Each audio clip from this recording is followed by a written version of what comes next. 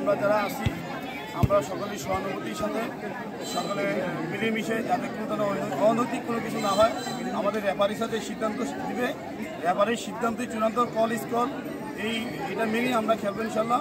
আমাদের খেলা এখনই উদ্বোধনী ঘোষণা করছি, আজকের খেলা উদ্বোধনী ঘোষণা করলাম। ক্রীড়া যেহেতু আমাদের সকলের একটা প্রিয় জিনিস, আমরা চাইবো যাতে এই ক্রীড়ার মাঝে কোনো ধরনের বিশৃঙ্খলা সৃষ্টি না হয়। আপনারা আপনাদের সুন্দর একটা খেলা উপহার দেবেন সে আশাবাদ ব্যক্ত করছি। সবাইকে ধন্যবাদ দেন। সবাই হাতালি দেন।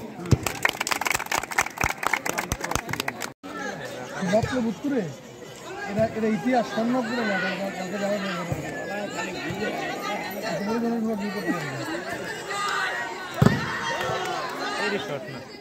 খুব সুন্দর শট ইতিমধ্যে দেখতে পাচ্ছি। ইমরান অনেক বলাটা একদিন বল চলে গেল।